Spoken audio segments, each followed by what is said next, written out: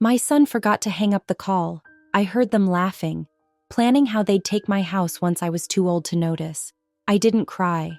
I didn't confront them. I just smiled and made one quiet change they'll never see coming. Sundays had their rhythm. Morning tea in the rose-patterned cup Thomas once bought me at an antique shop in Savannah. A walk through the garden. Church when my knees allowed. And then, without fail, the call. "Hey, Mom!"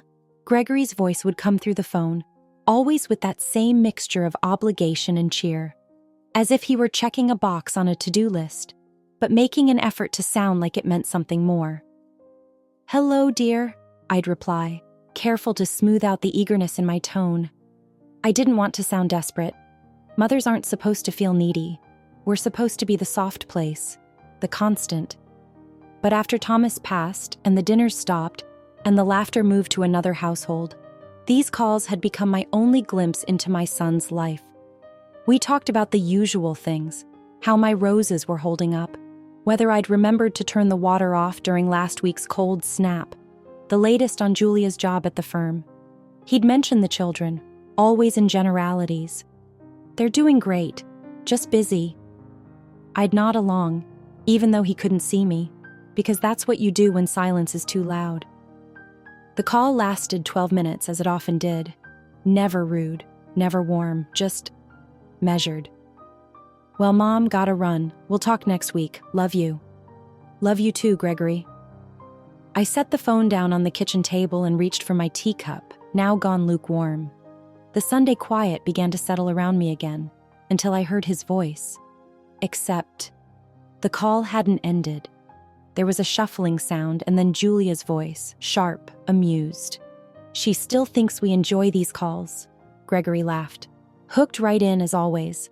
Honestly, it's like she's stuck in 1998, still talking about her garden like someone cares. A pause. Then Julia again. "I swear, if she just gives us that house, we could finally remodel the kitchen. Maybe even build the guest suite." "She'll crack," Gregory said, his tone suddenly cool and calculating. "She's too clueless to realize we're just waiting her out. Once she's in a home, we can handle the paperwork, quietly." I didn't breathe. I didn't cry. I didn't drop the phone. I just sat there, listening. A woman turned to stone. The call ended with a final click.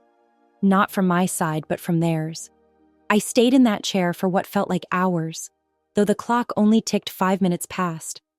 The kitchen, once a space filled with the scent of Thomas's Sunday roast and Gregory's teenage laughter, now echoed with a new sound. Silence, thick and heavy. But it wasn't the peaceful kind. It was the kind that comes after betrayal. I looked at the framed photo on the sideboard.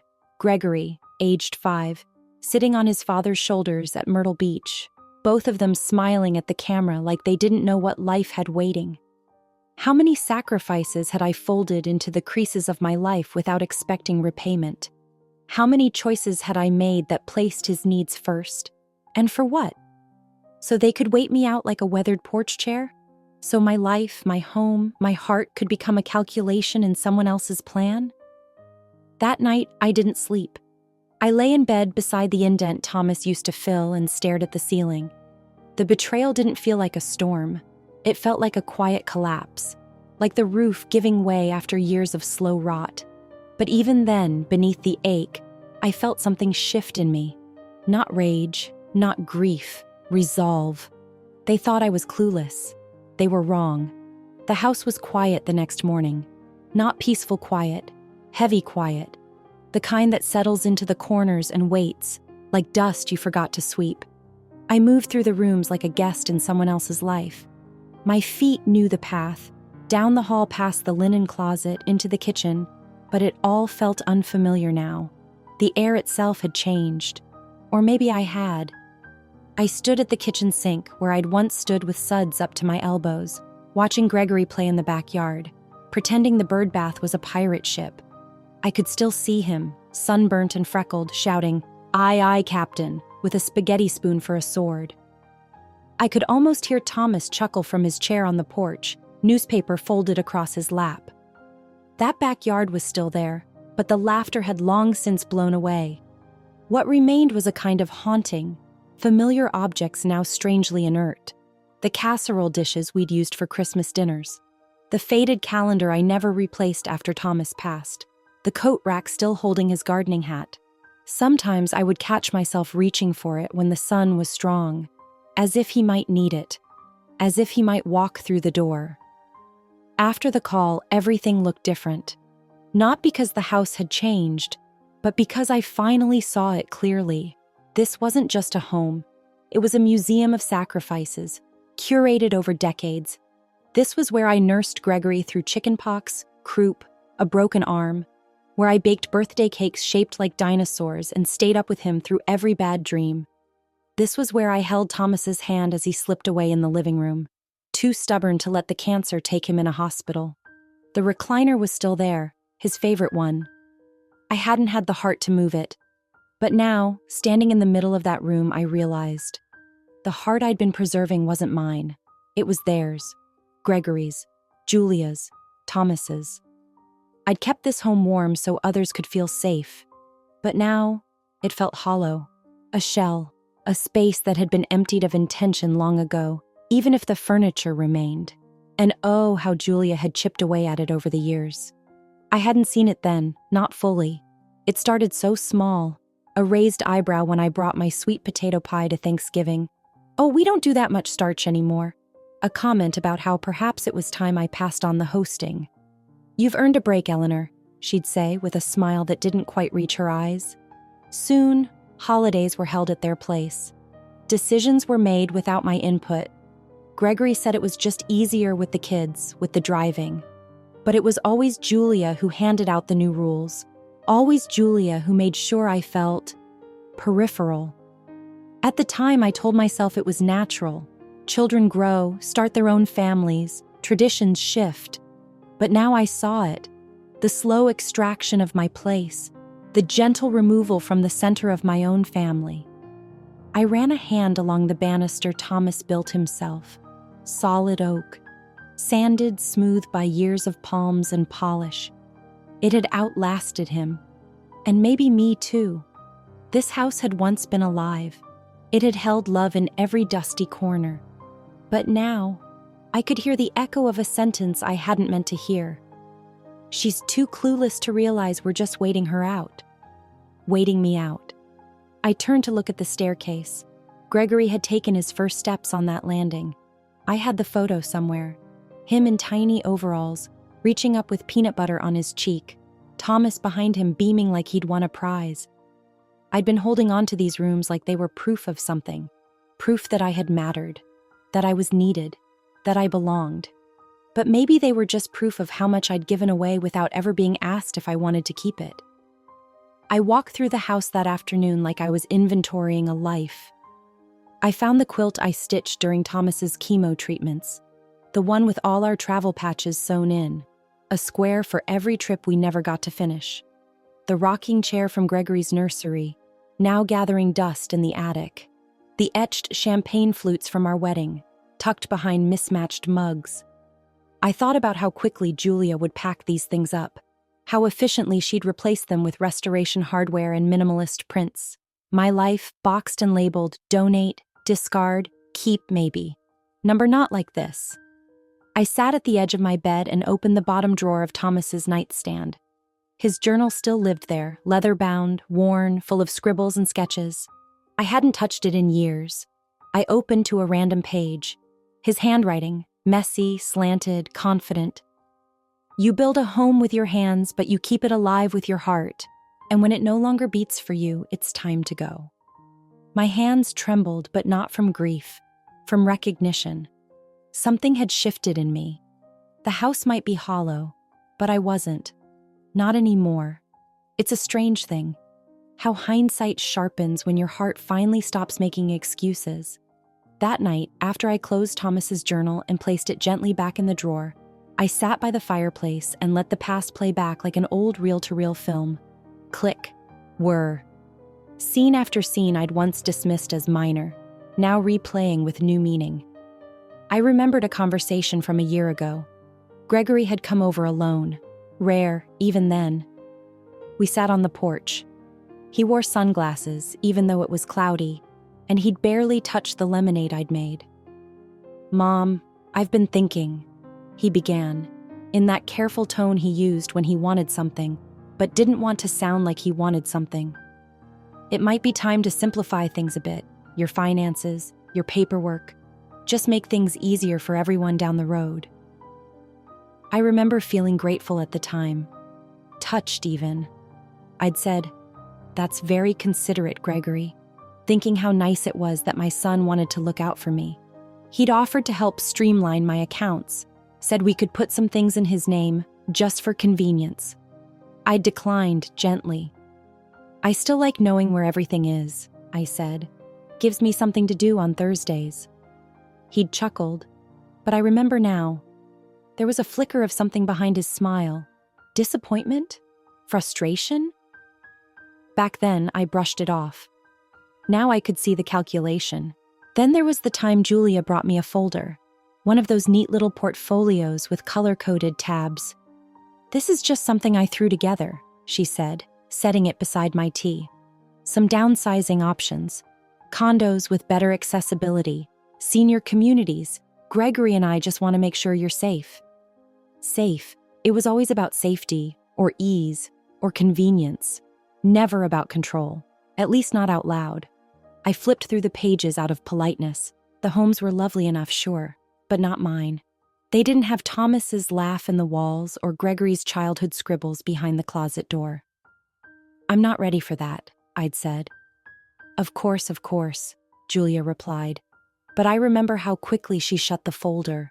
Her smile never reached her eyes that day. And then there was the vase. I'd inherited it from my mother, an opalescent glass piece from her wedding china. It had always lived on the entryway table, next to the old photo of my parents on their honeymoon in Vermont. One day, after Gregory and Julia's visit, I noticed it was gone. I assumed I'd moved it, though I couldn't remember doing so. Days passed.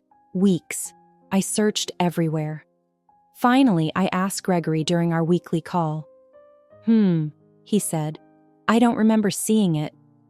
Maybe you packed it away." I wanted to believe him. Then months later, I visited their home. Julia had invited me to see their newly renovated guest room. As I walked down their hallway, I paused by the sideboard. There it was, my mother's vase. No mention of it, no apology. It sat there as if it had always belonged to them. I said nothing. What would I have said? "Excuse me, that's mine?" I would have sounded petty, ungrateful, so I let it go. But now, after that overheard call, every dismissed instinct came roaring back. This wasn't new. It was a pattern, a careful dismantling of my independence, my possessions, my sense of place. And it hadn't started with the house. It started the moment I began living alone. When Thomas passed, and I became a woman with grief in her eyes and too much space in her calendar. That's when the repositioning began, the subtle shifts, the nudges toward surrender. Gregory started speaking to me with the soft-edged authority of someone handling a fragile item. Julia praised me just enough to quiet resistance, but never enough to acknowledge my intelligence. And when I look back now, I see how each kindness had strings. Every favor had a hook, even the grandchildren. I love them dearly, but I can't deny how the conversations grew increasingly hollow, increasingly tied to requests. "Can you help with a down payment? Do you still have that old ring from Grandpa's side of the family? Would you mind signing this?" They weren't malicious, not in the fairy tale sense.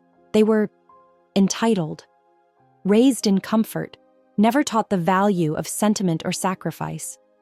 Gregory, my Gregory, had become someone I no longer recognized. A man who saw me as a hurdle to manage, not a mother to cherish.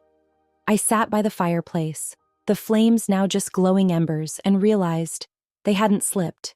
They'd revealed. And I, in my love, had missed every sign.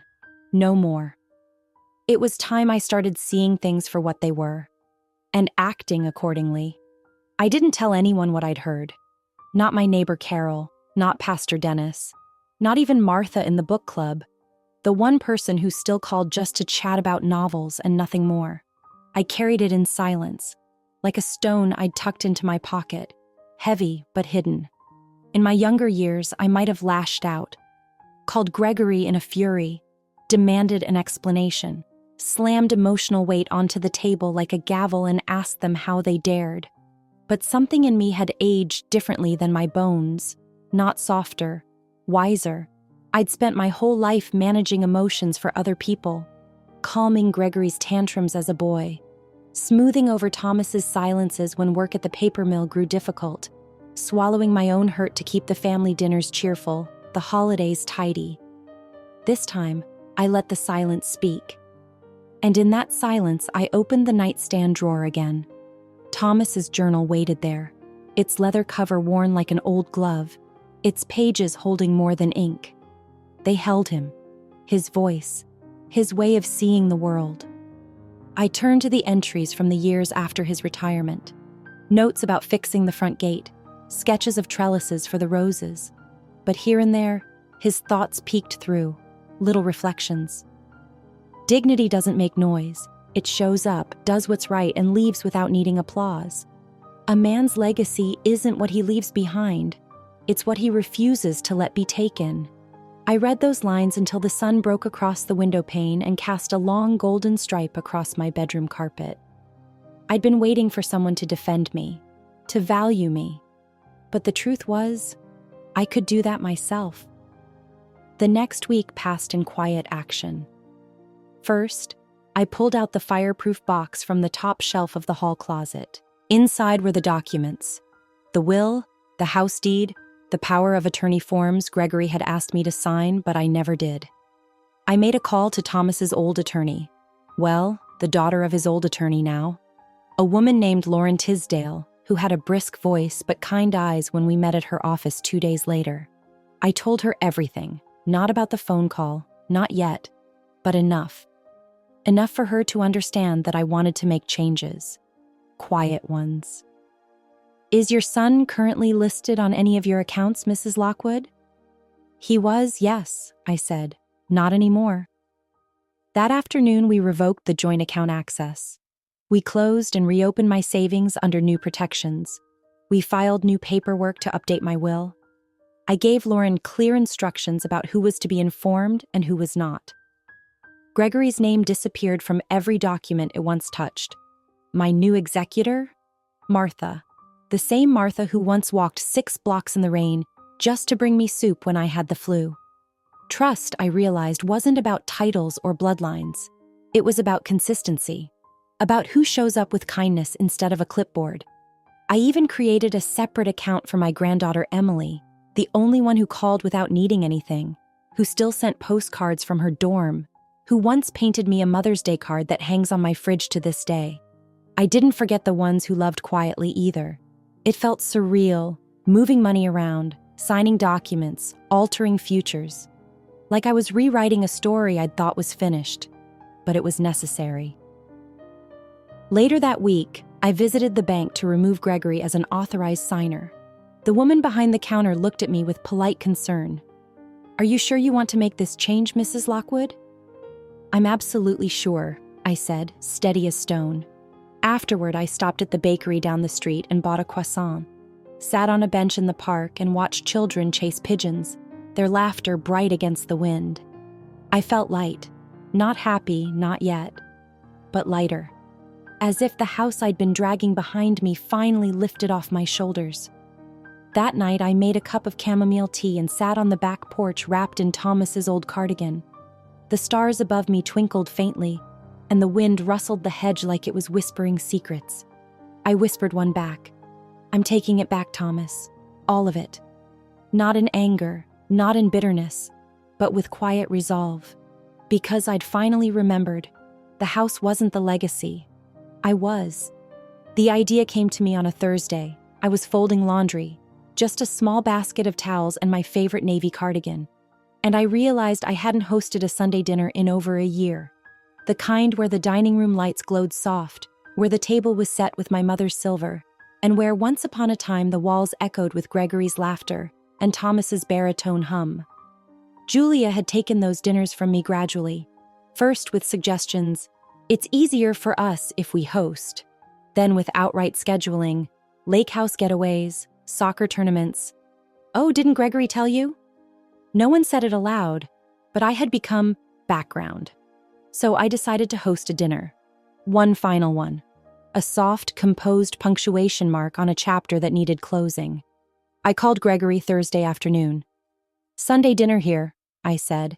"Roast chicken, mashed potatoes, green beans the way Thomas liked them. Can you make it?" There was a beat of hesitation. "Just us?" "Yes," I said. "Just us." "Sure," he said slowly. "I'll check with Julia." 10 minutes later, Julia called, her voice too bright. "Eleanor, what a lovely idea. We'd be delighted." Delighted. I could practically hear her flipping through mental calendars, wondering what I was up to. Sunday came warm and breezy. I wore my blue dress with the pearl buttons and ironed the linens myself. There was something meditative about it. Pressing cloth and setting forks, choosing candlesticks and polishing the old Waterford glasses. I even put out the lace table runner Thomas always said looked too fancy for chicken. Just because. When Gregory and Julia arrived, they brought a bottle of wine and an exaggerated smile. Julia air-kissed my cheek, commented on the china, complimented the scent in the house. "Smells like your famous roast," she said. "It is," I replied gently. Didn't change a thing. We sat. We ate. I served, asked questions, smiled when prompted. I spoke little but listened intently. They didn't know I knew. And somehow that gave me the power in the room. Gregory mentioned the market being rough. Julia chimed in about a second mortgage they'd had to consider. The hints were there, dropped like breadcrumbs. I nodded. Times are hard for everyone. After dinner, I brought out dessert. Lemon tart, Emily's favorite. I made sure to box up 2 slices for her, pretending not to see Julia's glance. We moved to the living room where the late light filtered through the sheer curtains, tinting the room gold. I walked to the hall cabinet and took out the frame I'd prepared earlier. A black and white photo. Gregory, age 6, on Thomas's shoulders at the beach. One of the last days before Thomas had started coughing. Before doctors and bad news and morphine had taken over our lives. I handed it to Gregory. He looked down at it and smiled, unprepared. "Just in case you ever need reminding," I said. "Of what?" he asked, still smiling. "That you were once someone's whole world," I replied. He blinked. Julia looked up, puzzled, but I didn't elaborate. I stood, gathered the plates, and cleared the table without another word. They left half an hour later, no dramatics, no scene. Julia gave me another brittle kiss. Gregory hugged me, slightly longer than usual, and I stood in the doorway and watched their car pull away, taillights glowing red against the quiet street. It was a goodbye, but not the kind they understood.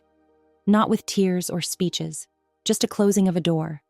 And the quiet knowing that the next time they knocked, everything would be different.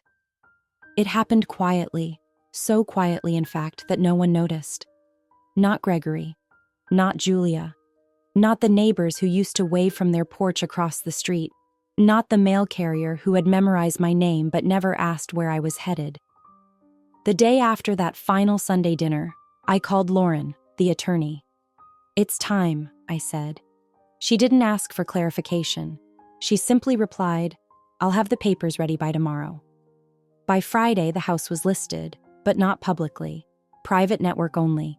Lauren had a realtor friend who specialized in discreet, high-value sales for seniors looking to transition without spectacle.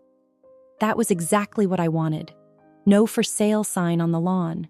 No nosy neighbors asking questions. I didn't want a bidding war. I wanted peace, and I got it. The offer came within the week. Full asking price, no contingencies. A young couple with a toddler on the way. She was a teacher. He worked in city planning. They walked through the house with wide eyes, touching the walls with reverence.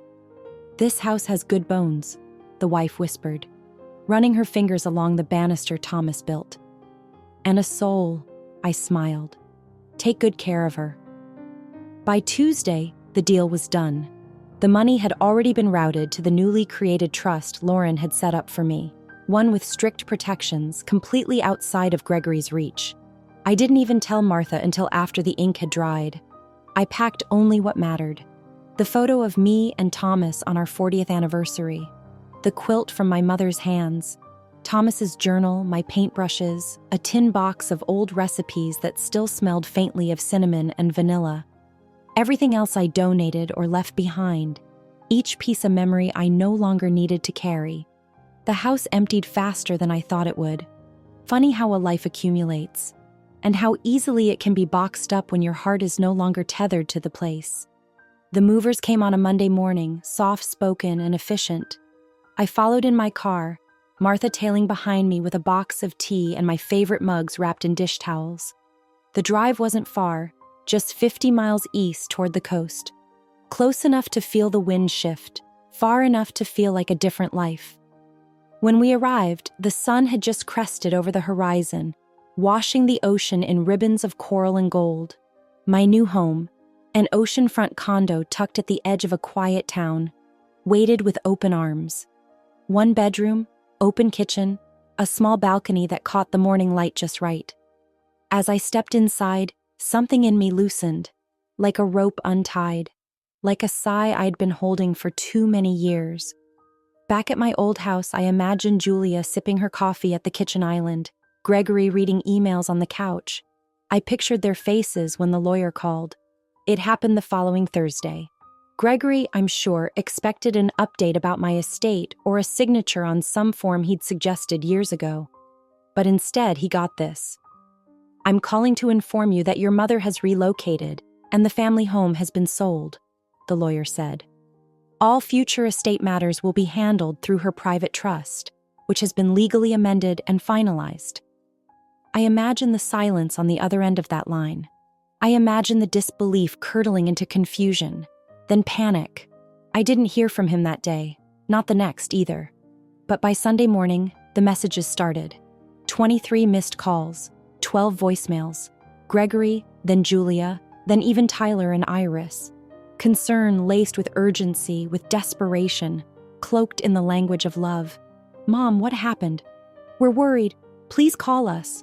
This must be a misunderstanding. But I didn't answer. Not yet. Because the change had already been made. And unlike the love they claimed, I made this change with no strings attached. The sea was louder than I remembered.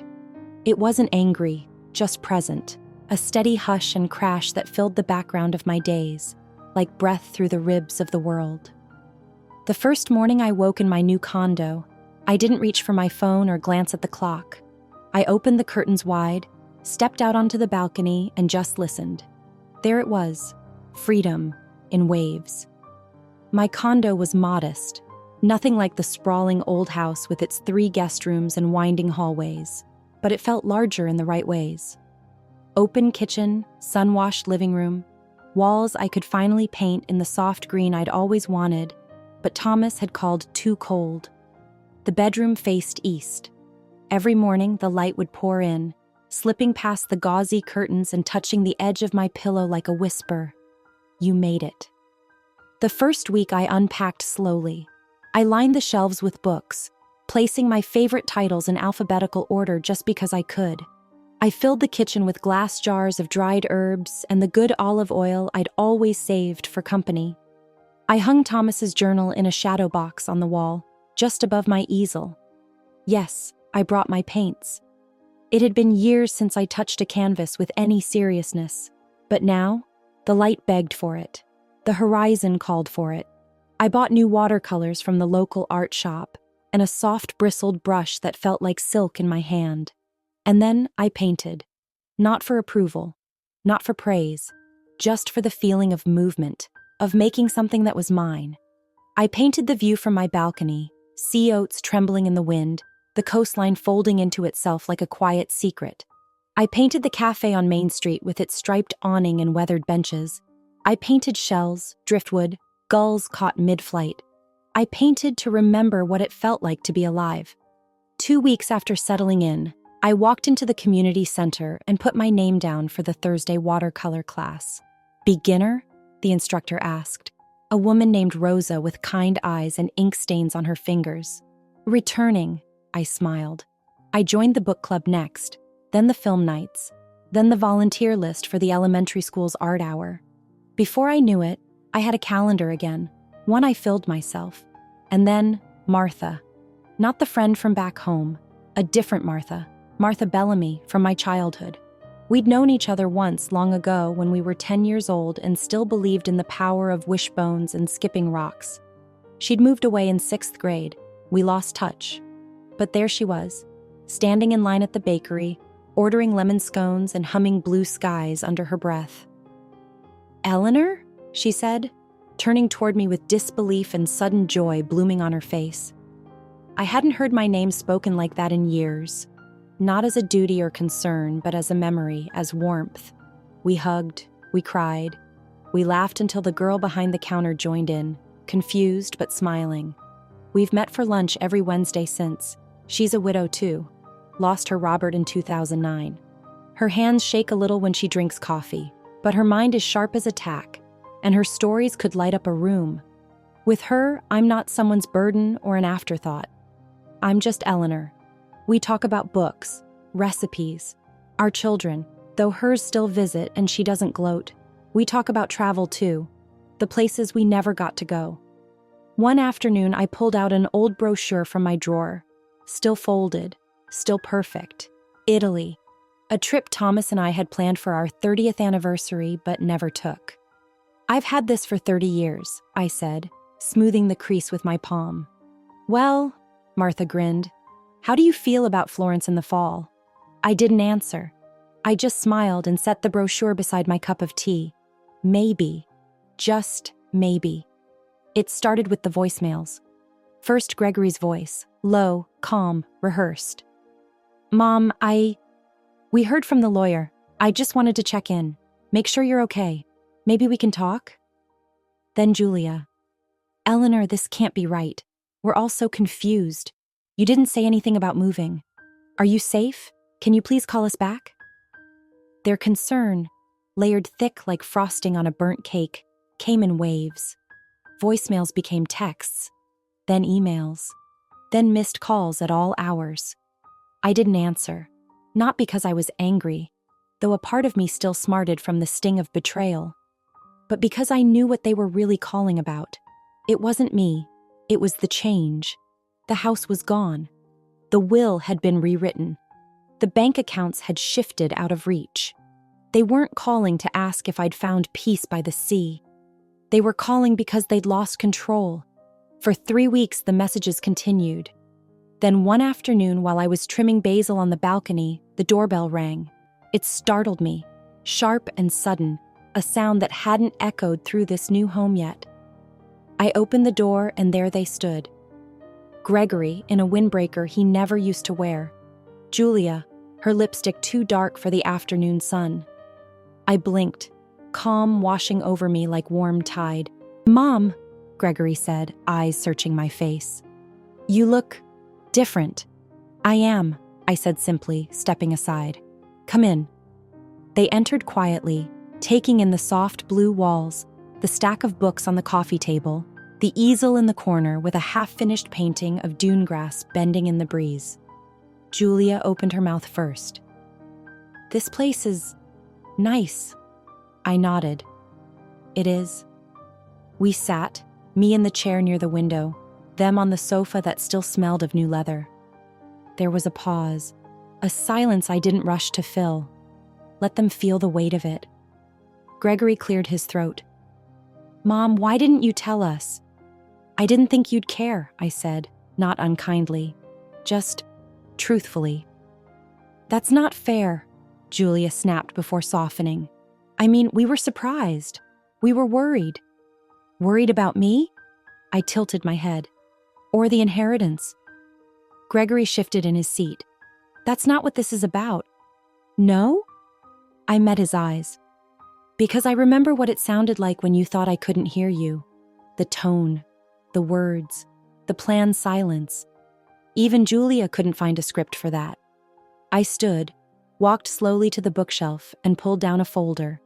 Not legal documents, just a letter, one I'd written the week I moved. I handed it to Gregory. He opened it with trembling fingers. Inside, a single sentence. "You didn't lose the house. You lost access to my trust." I sat back down, folding my hands in my lap. I'm not angry, I said. Truly. I've had time to think, to feel, to decide. I know how I got here, and I own my part in letting things drift. I thought love was enough. But love without respect, well, it's not much at all. Gregory looked down. Julia stared at the painting behind me, one of the sea cliffs, bold and defiant. I'm not closing the door, I said. But from now on, there are conditions. Conditions? Julia asked, her voice cool. Yes, I said. No more requests, no more financial help, no manipulation, no pretending. If you want a relationship with me, it will be on mutual respect, on honesty. Otherwise, there's nothing left to discuss. Gregory opened his mouth, then closed it again. I stood and walked to the door, holding it open not to rush them, but to let them choose. I hope you make the right decision, I said. They left without another word. That night, I sat on the balcony with a cup of Earl Grey and watched the stars flicker over the dark water. I didn't know if they would call again, if they would show up at my door in a week or a year. But for the first time, I wasn't waiting for it. The door wasn't locked, but I had drawn a line. And this time it was mine. My days look different now. Not louder, not fuller, just truer. There's a rhythm here that isn't built around waiting for someone to call or planning for a visit that never comes. My mornings begin with the tide. I brew my tea, Earl Grey, always, and step out onto the balcony just as the sun yawns over the horizon. Some days I sit with my sketchbook and try to capture that first light, the way it touches the tops of the waves like a secret. Other days I just listen to the sea, steady and dependable in a way few things ever are. I go walking after breakfast, down the wooden path lined with sea oats, past the bookstore with the creaky floorboards and the bell that tinkles like wind chimes. Carlos, the retired horticulturist from Unit 3B, sometimes walks with me. He grows the sweetest cherry tomatoes in the community garden and leaves them in little paper bags by our doors. I've started hosting too. Not for show, not for obligation, but for joy. Every Thursday evening, a few women from the community come over. We sip wine and talk about books, politics, art, and occasionally our children. We laugh. Not the tight, polite laughter of dinner parties past, but the deep-bellied kind that makes you wipe tears from your eyes. We've stopped pretending we have it all figured out, and somehow that makes us freer. Martha joins us when she can.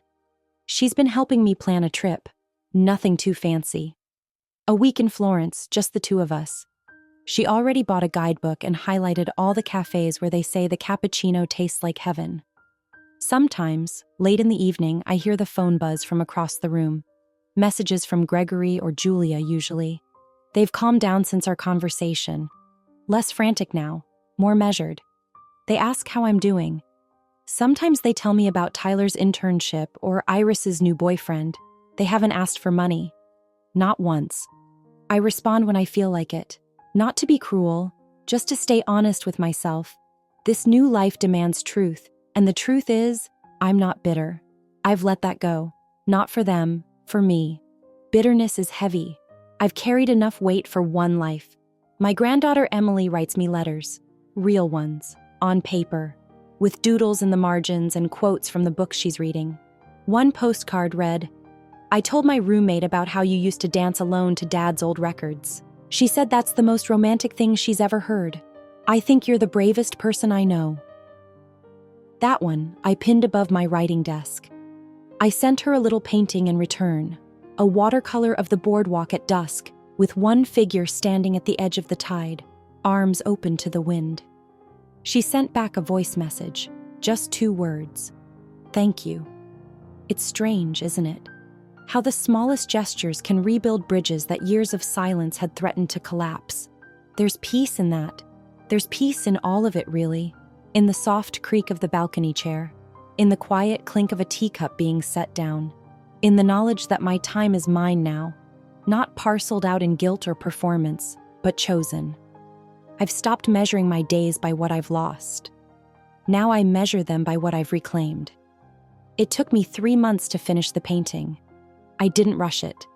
It wasn't the kind of work you complete in a single sitting, not when your soul is in the brush strokes. I kept it in the back room, the small space I'd turned into a studio. Morning light spilled in through the east-facing window, the same way it used to spill across the garden in my old house, except now it touched only what I chose to let in. At first, it was just the sea. Then the cliffs came, sharp, resolute, standing guard. Then, the woman, walking forward, hair swept by the wind, not looking back. Her figure small in the composition, yet undeniably central. Unbent. That part took the longest. I didn't know how to paint her at first. I wasn't sure what expression to give her, how old she should look, how heavy her steps should feel. But the more I painted, the lighter she became. She wasn't burdened. She was becoming. The final touch was her shadow, long stretching behind her, cast not from sorrow but from the rising sun. That was what changed the entire painting. The moment I added it, I stepped back and felt something shift inside me. It was done. I titled it Inheritance, not because of money, not because of houses or bonds or forgotten savings accounts, but because this peace, this freedom, this self I had carved out of the ashes of betrayal, was what I wanted to leave behind. Not to Gregory, not even to Emily, but to anyone who ever needed to be reminded, you are allowed to start over. I hung the painting above my mantel, and every morning since, I've looked at it as I sip my tea and watch the gulls dance across the sky, not with pride, not even with sadness, with peace. They never saw this coming, I whispered once as the tide rolled in and the wind kissed the glass of my balcony doors. But I did, because I painted it, stroke by stroke, decision by decision, boundary by boundary. This life, my life, unapologetically mine.